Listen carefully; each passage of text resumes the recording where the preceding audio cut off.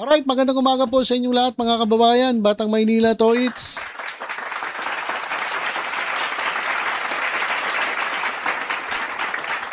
Walo po ang co-perpetrators ni Duterte sa drug war ang nakalista sa pre-confirmation brief ng ICC.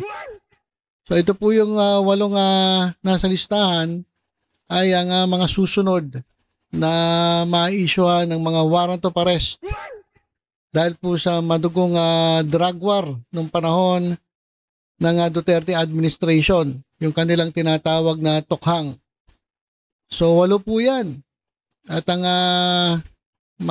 maingay, mga kababayan, isa sa pinaka maingay na pangalan na nakalista diyan ay at walang kaduda-duda, siguradong sigurado ay etong si Bato de la Rosa. So yan mga kababayan, si Bato de la Rosa sureball yan. Nakasama diyan sa 8 co-perpetrators. Kaya nga nagtatago na eh. Di ba? Ito po yung matindi dito sa Pilipinas mga kababayan eh.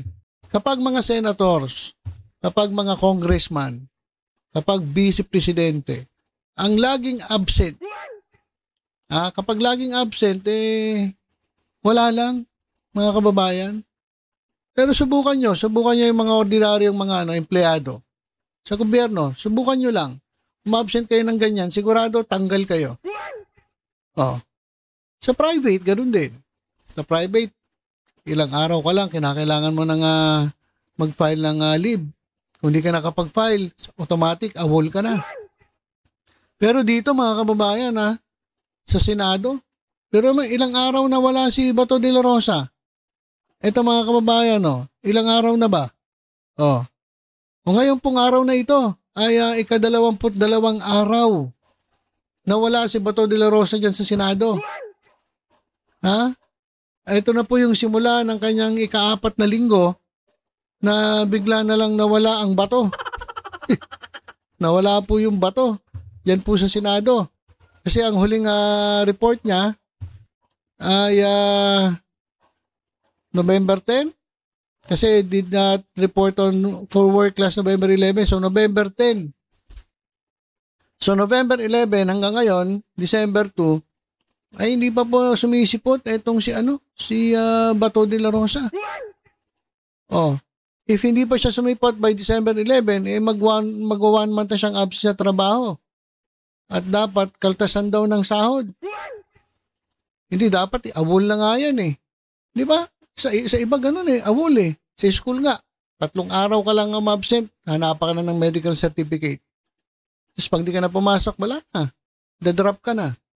Pero sa Senado, matibay mga kababayan. Mag-iisang buwan na sa December 11. Hindi pa siya sumisipot. Tapos, walang penalty, walang ganun-ganun lang. Tapos tuloy-tuloy pa rin ang sahod na itong ni Bato. Parang hindi naman natapatas siya. Dapat kaltasan ng sahod. Diba? O kaya mag-file siya ng leave. Ewan ko kung nakapag-file siya ng leave Pag nakapile ka ng leave, okay lang yon. Kasi sa gobyerno maraming leave iniipon nila yung mga leave nila na yan. Tapos pagka ikaw ay nagretiro, ibabayaran sa'yo ng yung leave mo na hindi mo nagamit. So, siguro nakapag-file siya ng leave. Pero bakit ganun? Nasaan ka ba? Nasaan ka ba? Akala ko ba, hindi ka takot sa sa ICC. Meron ka pang bring ito na sinasabi dyan.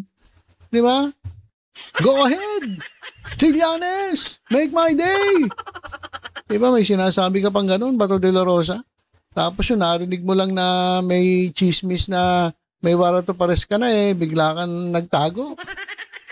Kano ko ba? Atapang-atao. Etong si Bato de la Rosa. Tapos, hindi pa ang kumpirmado kung meron ka ng warrant of arrest, wala na. Bigla ka nang nawala. Nag-disappear. Asan ka na ba, sir? Dami na nga nakakamiss sa'yo, Sa totoo lang. Bagamat hindi kayo hinahanap ng mga kasamahan mo dyan sa Senado, kami hinahanap ka namin. Saan ka na ba, sir? Sayang naman yung pinapasweldo sa'yo kung pa-absent ka. Ha? So yan, nako, mag-iisang buwan nang wala si Bato de la Rosa. Dahil nga, isa siya sa siguradong nakalista dito sa pre-confirmation brief ng ICC. Sino-sino pa ba ang, sa tingin niyo mga kababayan, sino-sino pa ang mga nakalista dyan? Ito si Jesus Palsis. Merong listahan dito. Ito. Unang-una. Ito raw yung mga may listahan dito at ito raw yung mga ilan sa mga sa tingin niya sigurado na nandun sa listahan ng 8 co-perpetrators. Unang-una daw sa listahan ayon kay Jesus Palsis, ang tingin niya kasama si Sara Duterte. Ano ba ang kanyang partisipasyon? Kasi nung mga panahon daw nung tokhang, yung mga nagurgur ay pinalibing para palabasin na missing person ang kaso, hindi paggurgur o hindi murder case. So yun daw ang partisipasyon ni Sara Duterte. So isa siya sa listahan ni Jesus Palsis na kasama dun sa 8 co-perpetrators. Pangalawa, sino pa? Ito sigurado, si Bato de la Rosa. Nababanggit na kasi yung pangalan niya dun sa listahan mismo eh. Hindi po hindi po binura. Kasi may listahan po sila, may burado, binura ng ICC o tinakpan. Si Bato de la Rosa parang hindi. At may pinangalan PNP chief. So alam naman natin kung sino yung PNP chief na sangkot niya sa tokhang. So itong si dating PNP chief Bato de la Rosa, ay ito yung nag-issue ng National Memorandum of Land Double Barrel. Yun nga po yung tokhang. Sino pa? Ito. Isa daw sa malamang nasa listahan ng 8 co-perpetrators ay itong si Special Assistant to the President, Bongo. Ayan. So kasi noong mga panahon na nangyayari itong tokhang, si Bongo po ang kanang kamay at close in at ang kinokonsiderang bagman, liaison officer, gatekeeper at disbursement officer all in one. Ang dami palang trabaho ni Bongo dati. Kompleto mga kababayan. Close in, special assistant, bagman, liaison officer, gatekeeper, disbursement officer. Grabe, ilan yun? 7 in 1. Kasi alam lang natin 3 in 1 di ba? Kape, 3 in 1, pero 7 in 1. Lupit mo, Bongo. Ayan po yung partisipasyon ni Bongo, mga kababayan dyan po sa drug war ni Duterte. Sino pa? Ito. Pwedeng kasama raw ay itong si Royina Garma. Bakit? Kasi parte ito si Royina Garma ng Oplan Tokhang. Ang kanilang team planning and organizing, yung kanilang mga modus at yung paano sila magbabayad at yung kanilang quota system. Ito si Royina Garma, ang unang anti-vice unit head ng city police nung panahon ni Duterte dyan sa Davao bilang mayor. At siya naging CIDG chief noong 2017. Okay, sino pa? Panlima. PNP chief Oscar Albayalde na pumalit kay Bato de la Rosa kasi tinuloy ni Albayalde, di ba? Yung Operation Tokhang So, meron pang rito, 3 bakante. 6, 7, and 8. Kaya sabi ni Jesus Palsis, sino ang hula ninyo? Sino sa tingin ninyo, mga kababayan? 8 kasi ito Ang pinangalanan ni Jesus Palsis, Sara Duterte, Bato de la Rosa, Bongo, Royina Garma, Albayalde, at meron pang 3. 6, 7, 8. Pero itong listahang ito ay ni Palsis, hindi pa po sigurado Ayon lang sa kanyang, siyempre, marami na rin nabanggit yung lalo-lalo na sino ba yun, yung abogado yung isang abogado, yung babae, nababanggit na yung mga pangalan na binanggit ni Sus Palsis. So yan mga kababayan yung mga abangan natin. Kaya nga, sabi dito sa Juan Luna Vlog, ito ang si Sara Duterte, dahil malamang kasama dun sa 8 co-perpetrator, ay malamang arestuhin bago mag 2028. Arestuhin po ng ICC. At ito namang Makabayan Black ay nakatakdang magain sa 2026 ng panibagong impeachment complaint laban kay Sara Duterte.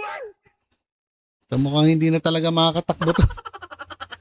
Mukhang hindi na talaga makakatakbo itong si Sara Duterte, mga kababayan, sa 2028. Kasi, kaya nga alam nyo, kaya nga excited Gigil na gigil maupo ngayon Kasi mukhang malabo siyang kahit kumandidato man lang sa 2028. Kasi posibleng arestuhin na si Sara Duterte. Ng ICC. At pagdating ng 2026, ito may panibagong impeachment complaint laban kay Sara. Nagkaroon kasi ng technical Na-technical po itong mga nag-file ng impeachment complaint nung nakaraan So ngayon, natuto na sila. Ayusin nyo yung inyong mga ginagawa para hindi kayo ma-technical. So yan mga kababayan, posibleng arestuin si Sara Duterte sa 2028 bago mag 2028. At sa darating na panibagong taon, eto na, sasampahan ng impeachment complaint etong si Sara Duterte. So yan mga kababayan yung mga pangyayari na may kinalaman po dito sa ICC. Meron ako ditong note. Eto mga kababayan.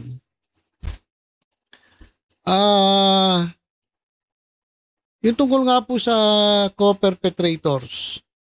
Okay. Doon po sa application para sa warrant of arrest laban kay Rodrigo Duterte, meron pong nakasulat na 9 individuals. Actually, 9 pala yan. So, hindi 8. Na tinukoy bilang co-perpetrators.